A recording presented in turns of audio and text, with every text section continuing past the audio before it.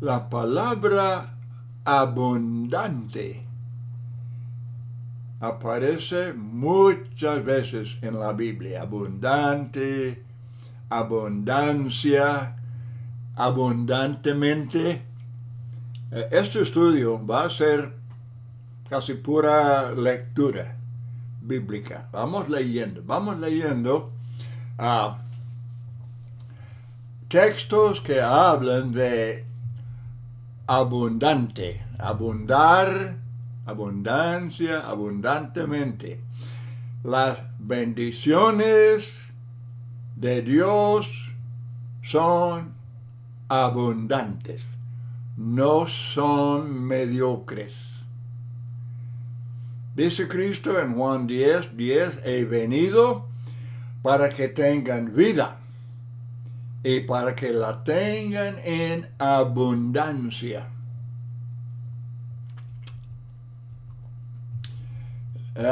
Hermanos y amigos, todos sabemos, Dios no nos da un mínimo de bendiciones. Y no son simplemente suficientes. No. Y seguramente no son inadecuadas, mucho más escasas. Dios no nos bendice pobremente. Todos sabemos esto. Más bien nos bendice con amplitud. Nos bendice ampliamente. Dios derrama bendiciones sobre nosotros y podemos usar la palabra profusamente. Profusamente. Malaquías 3, versículo 10, me gusta mucho. Me encanta Malaquías, capítulo 3, verso 10. Dios promete, Él dice que abre las ventanas del cielo para derramar bendiciones sobre su pueblo, hasta que la bendición sobreabunde. ¿Qué texto más hermoso? Malaquías 3, versículo 10. Efesios capítulo 3, verso 20. Dios es poderoso para hacer todas las cosas mucho más abundantemente de lo que pedimos o entendemos. Y luego, ese es Efesios 3:20, y el siguiente versículo dice, a Él sea gloria en la iglesia.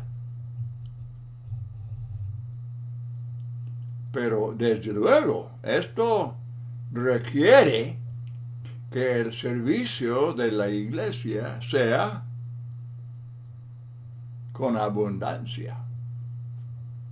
Imagínense, sirviendo a un Dios que nos bendice tan abundantemente, imagínense que uno quiera servirle a medias, escasamente, lo mínimo de servicios. Asistir a los servicios si nos conviene, si no hay visita, si no hay que trabajar. Hermanos, eso no es consecuente, eso no es razonable.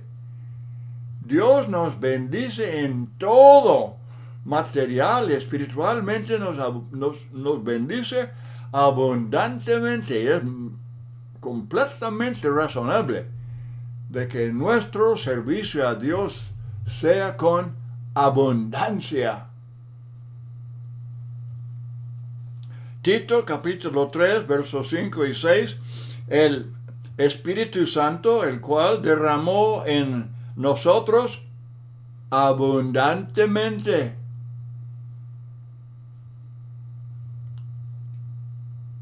por Jesucristo nuestro Salvador.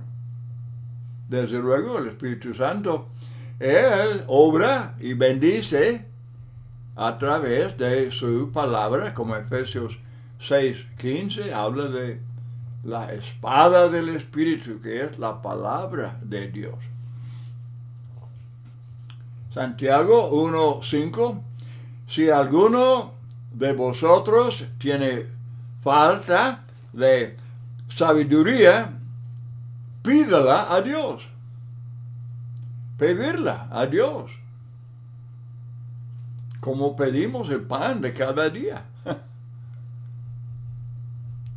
El cual da a todos abundantemente y sin reproche.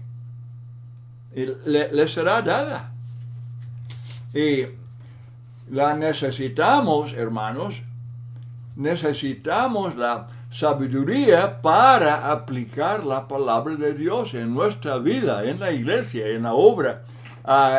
Muy importante que siempre seamos guiados por la voluntad de Dios. Y por eso necesitamos que Él nos bendiga abundantemente con sabiduría. Y promete hacerlo.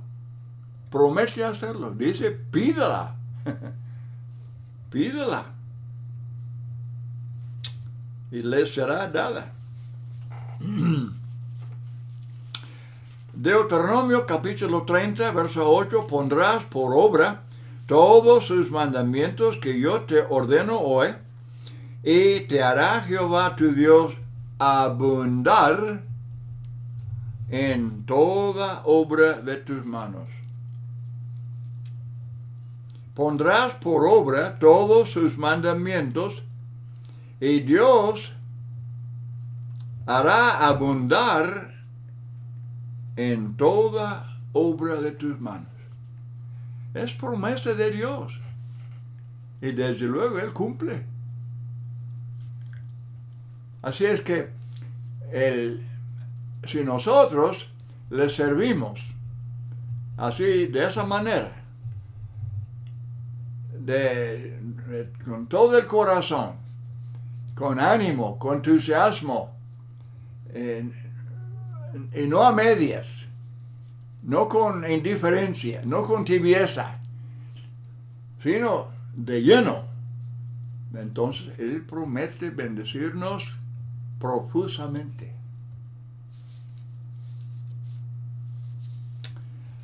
Romanos 5:17, si por la transgresión de uno solo, reinó la muerte, mucho más reinarán en vida por uno solo, Jesucristo, los que reciben la abundancia de la gracia y del don de la justicia. Hermanos, recibimos la abundancia de la gracia de Dios. Repetidas veces vemos que lo que Dios hace, Él no nos bendice de manera mediocre. Lo que Él hace es siempre con abundancia. Romanos 5:20, pero la ley se introdujo, está hablando de la ley de Moisés, para que el pecado abundase, o sea, que se expusiera, que se descubriera o se revelara las cosas que son pecado, comenzando con los 10 mandamientos, y luego a través de la ley de Moisés.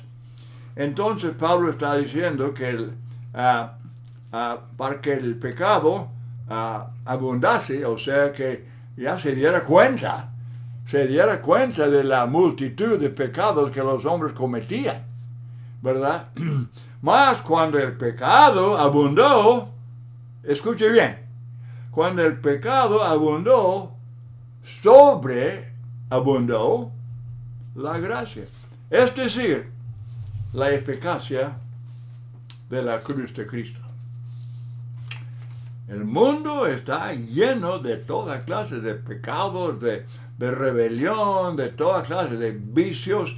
El hombre, desde luego, se ha hundido en las cosas, las obras de la carne. Y seguramente, como dice Pablo aquí, el pecado abunda. Pero Cristo murió en la cruz para que por medio de su muerte Dios puede perdonar los pecados del hombre. Serán cubiertos, borrados, quitados. Pero tan importante el perdón de pecados.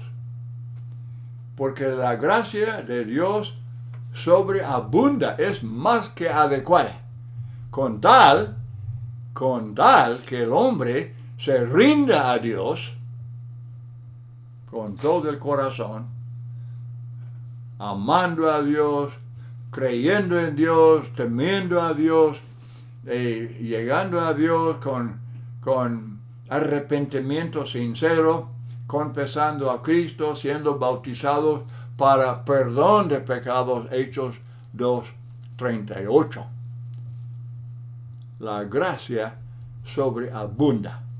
Nadie tiene que dudar en cuanto a la limpieza de los pecados. Si uno obedece de corazón, como el día de Pentecostés, fueron compungidos de corazón. Ellos se convencieron, ellos creyeron y se arrepintieron, y entonces fueron bautizados para perdón de pecados y podían regocijarse sin duda alguna que Dios les había, aunque habían clavado a Jesús en la cruz con las manos de los romanos, y Dios les perdona. Aún en la cruz, Jesús dijo, Padre, perdónales. ¿Verdad? Pero tanto depende de que el hombre, con abundancia, que crea, que se arrepienta, que obedezca y que sea sumiso a la voluntad de Dios. Obviamente, leyendo estos muchos textos y quién sabe cuántos habrá si uno los quiere contar, pero leyendo estos muchos textos sobre lo que Dios hace tan abundantemente, ¿cómo debemos servirle? ¿Verdad? Debemos servirle de una manera así escasa, de una forma limitada, darle el mínimo de servicios. El domingo sí, yo debo ir, yo sé que por lo menos una sola vez a tomar la cena, y ya con eso. Por favor, ¿está buscando servicio mínimo para servir a Dios? Servir a Dios después de atender a todo lo que es de la familia y el trabajo y que de cuántas cosas. No, Dios no acepta segundo lugar. No se engañen, hermanos, no os engañéis. Dios no puede ser burlado. Y Él conoce el corazón, ¿verdad? El caso es muy triste. El hombre abusa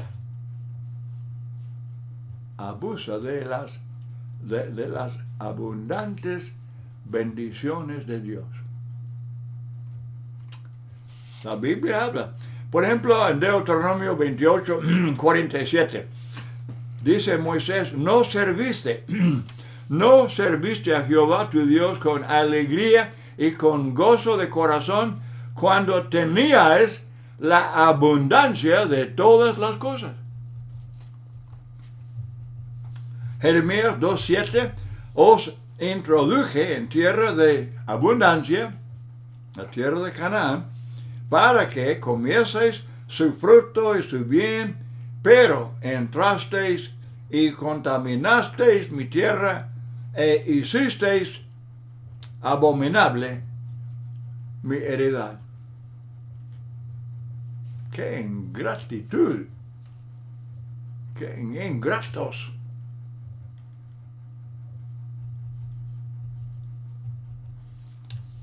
Otra vez en Deuteronomio, capítulo 6, verso 10. Cuando Jehová tu Dios te haya introducido en la tierra que juró a tus padres, cuídate de no olvidarte de Jehová. Y lo hicieron. Lo hicieron. Repetidas veces, hasta que fueran sacados de su tierra y llevados al cautiverio. Entonces, obviamente, hermanos, debemos abundar en nuestro servicio a Dios. No ser mediocres, no ser mezquinos. Dios nunca ha sido así con nosotros y nos conviene con toda gratitud darle servicio abundante. Filipenses 1, verso 9, Pablo habla de la amor que abunda. Dice Filipenses 1:9, esto pido en oración, que vuestro amor abunde aún más y más en ciencia y en todo conocimiento. Y sobre todo, dice Cristo, el mandamiento principal, amarás al Señor tu Dios con todo el corazón, con todo el alma, con toda la mente, con todas las fuerzas. Teniendo ese amor, desde luego, guardamos sus mandamientos. Oímos, estudiamos, aprendemos el Evangelio de la gracia de Dios, el Evangelio predicado por los apóstoles, y nos rendimos,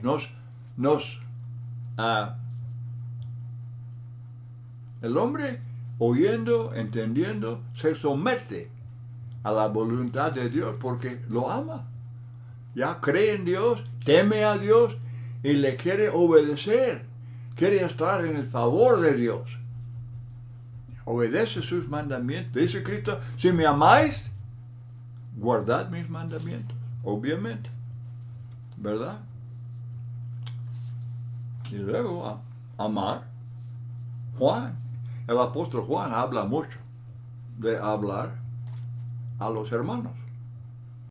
Guardar los mandamientos y amar a los hermanos.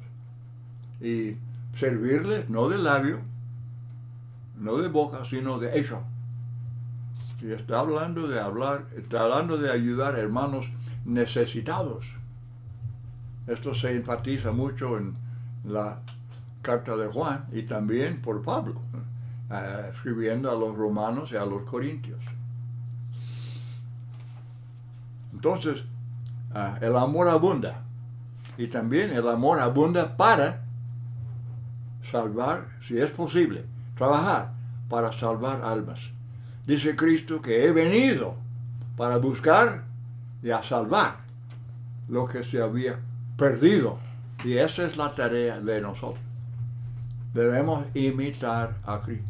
Todo miembro de la iglesia de Cristo debe sinceramente estar tratando de convertir parientes, amigos, compañeros, conocidos, donde quiera que haya una puerta abierta. Y el medio mejor. Yo estoy insistiendo ahora en mi predicación, estoy insistiendo mucho en que hay que ser prácticos. Y el medio más efectivo es que los miembros de la iglesia, todos, hombre, mujer, joven, todos, cada quien, conversando con los conocidos entre parientes y amigos y compañeros, pedir estudio bíblico con ellos en su casa, sentados a la mesa con Biblias abiertas para examinar la fe de cada quien y sobre todo para aprender la voluntad de Dios y para obedecerla. Pedir una serie de estudios cada martes a las 7, el jueves a las 8, la hora que sea, pero un acuerdo, un estudio formal, semanal. Eso es amor. Si usted ama a su familia, si usted ama a sus amigos, si usted ama a los vecinos, si usted ama a la gente, lo principal es salvar su alma, para que puedan ir al cielo con Dios y para evitar la consecuencia tan horrible de ser echado en el fuego del infierno. Jesucristo habla, Él habla en muchos textos, Mateo 5, 29 y 30, Juan 10, Mateo 10, 28, Mateo 13, 42, Mateo 25, 41, 46. Jesús habla franca, abiertamente, del fuego del infierno. Y Él dice eterno, eterno. No es una cosa breve. Y es un fuego que no consume, porque el cuerpo resucitado es incorruptible. De fieles o de infieles, es incorruptible. Entonces, es algo que la mente nuestra, yo sé que no se puede imaginar una cosa tan horrible, tan espantosa. Pero todos los días están muriendo. Y entre ellos son personas que conocemos y que amamos y están muriendo sin haber obedecido al Evangelio. Así es que si amamos, como dice el texto que cité en Marcos 12:30, amarás al Señor tu Dios con todo el corazón, toda el alma, toda la mente y al prójimo como a sí mismo. Aplique la regla de oro. Si usted estuviera en sus zapatos, perdido, ya destinado al infierno si no se arrepiente, ¿cuál sería su deseo principal?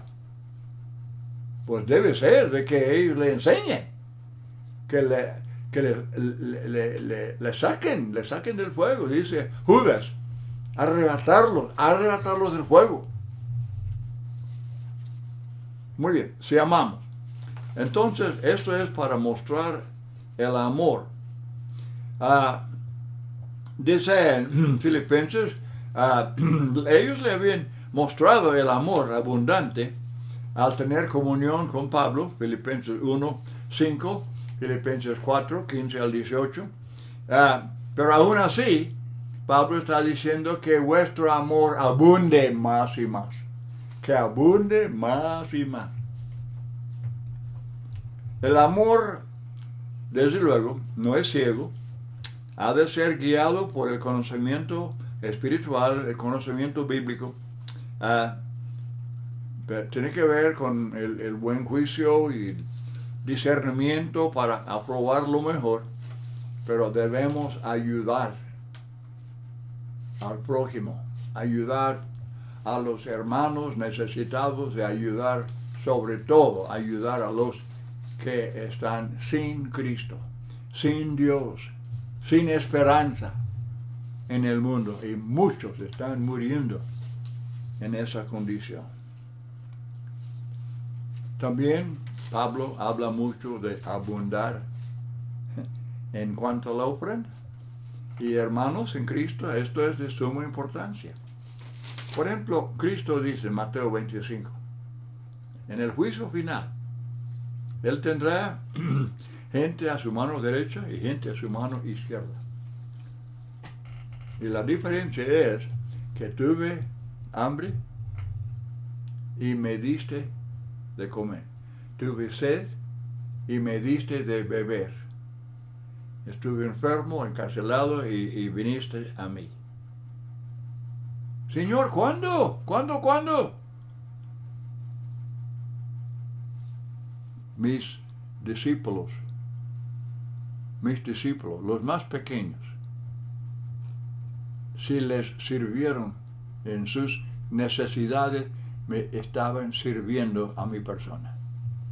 Y si no, me estaban dando espaldas. Eso tendrá mucho que ver con el juicio final de los miembros de la iglesia. Si estamos ministrando a los hermanos necesitados. También a cualquiera. El buen samaritano es un buen ejemplo de un hombre que ya va yendo por el camino. Está un hombre ahí medio muerto, sea quien sea. Ayudarle, servirle, claro.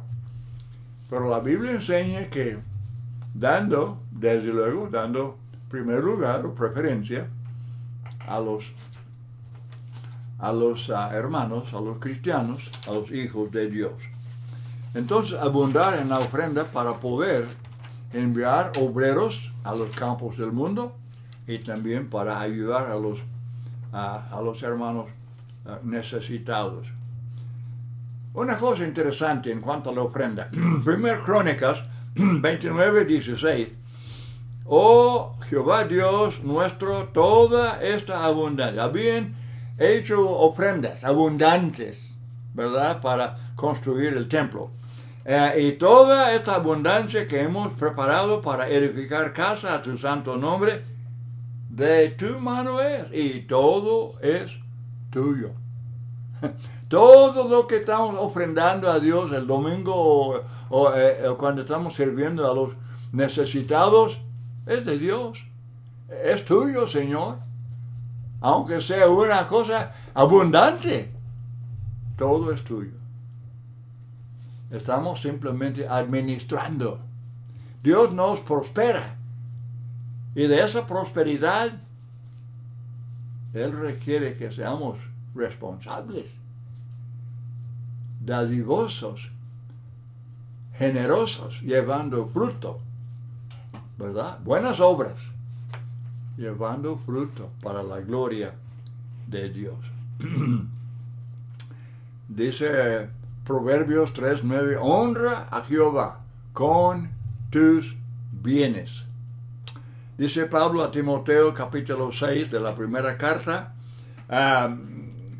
que ni pongan su esperanza en la incertidumbre de las riquezas, sino en Dios, el cual nos da abundantemente